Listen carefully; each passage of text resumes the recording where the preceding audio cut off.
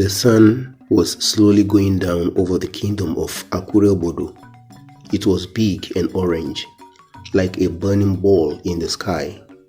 The air was warm, and the smell of roasted food floated through the streets. It was the night before the new Yam Festival, the biggest celebration of the year. Outside the palace walls, people laughed, danced, and played drums. Children ran around with smiles on their faces. Elders told stories by the fire. Everyone was happy, but inside the palace, something felt wrong. Deep inside the royal chambers, there was no laughter, no music, only silence. King Odogwu sat on his throne without moving. He was a strong man, known across many lands. Usually, when he entered a room, people felt safe. But tonight, his face was tight with worry. Standing beside him was Nanyi, his oldest and most trusted advisor. Nanyi had served the king since he was young. His face looked tired, and his eyes were full of fear. "My king," Nanyi said quietly, almost like the walls might be listening. "The oracle has spoken." The king did not answer. He already knew what was coming. "The message is clear," Nanyi continued. "You must not eat the new yam tomorrow. If you do, your family line will end. No son will sit on your throne." The king closed his eyes and took a deep breath. In Akure-Obodo, tradition ruled everything. Every year during the new Yam Festival, the king must be the first to eat the roasted yam. It showed the gods were happy with him. It showed the land would be blessed. If the king refused, it meant danger. "If I do not eat," King Odogwu said slowly, gripping the arm of his throne, "the high priest will say I am cursed. The people will fear me." Nanyi nodded.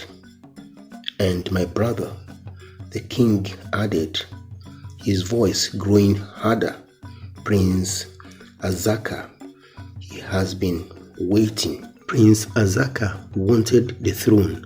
Everyone knew it, even if no one said it aloud.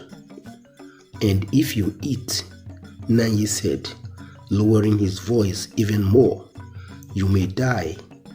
My spies say the palace kitchen has been entered secretly. Someone may have poisoned the yam." The king stood up. "So, if I eat, I die. If I don't eat, I lose the throne," he said. "Either way, someone wins, but it is not me." The two men stood in silence, listening to the distant drums outside. When morning came, the whole kingdom shone with color. Palm leaves were tied to doors. Bright cloths waved in the wind. The smell of food filled the air. Roasted yam, pepper soup, and herbs. The town square was packed. Thousands of people gathered, all waiting. At the center was a raised platform. On it stood the throne. On a silver plate in front of the throne rested a huge yam, roasted until it was golden brown. Steam rose gently from it. This was the first fruit. To the left of the throne stood Prince Azaka. He smiled, but his smile was thin and sharp, like a knife. To the right stood the high priest, dressed in white, holding a ritual knife. "The gods have been kind," the high priest shouted. our king will eat, and the land will be blessed." The crowd cheered loudly. King Odogwu stepped forward. His heart beat fast. His hands felt heavy. The yam looked harmless, warm, perfect. But the king felt something cold inside him. The king picked up the ceremonial knife.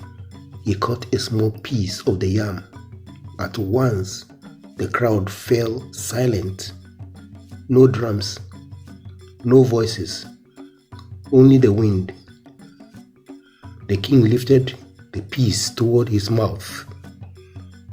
From the corner of his eyes, he saw Prince Azaka leaning forward, not with hope, but with hunger.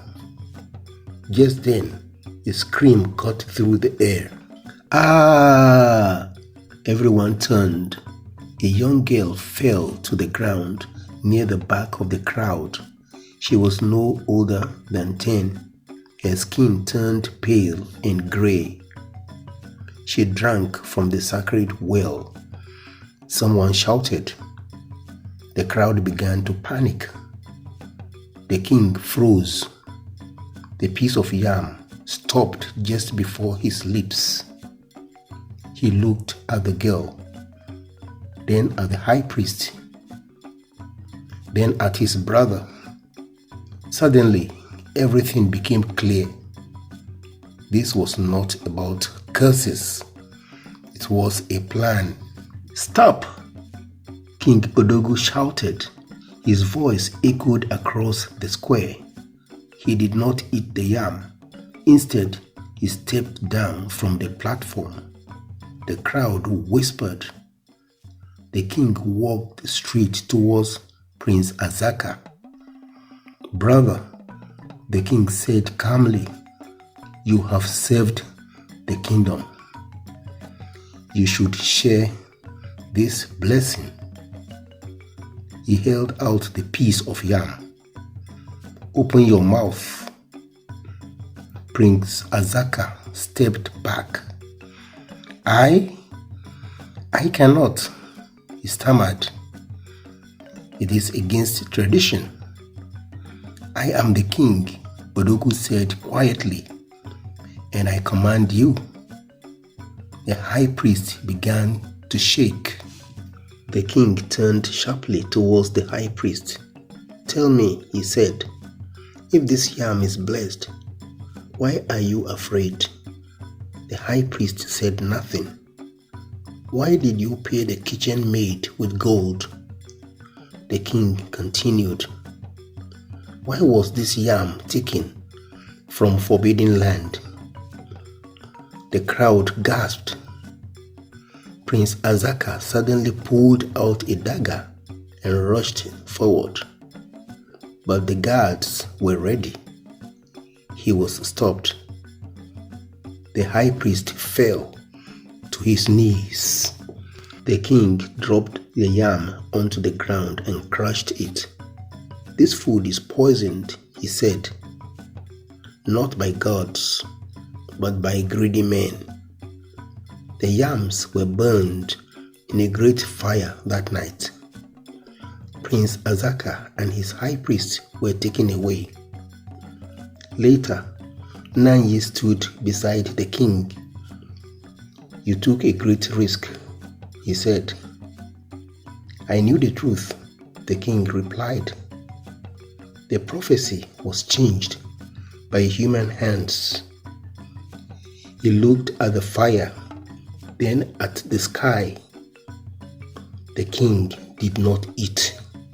He whispered, and so the king lives.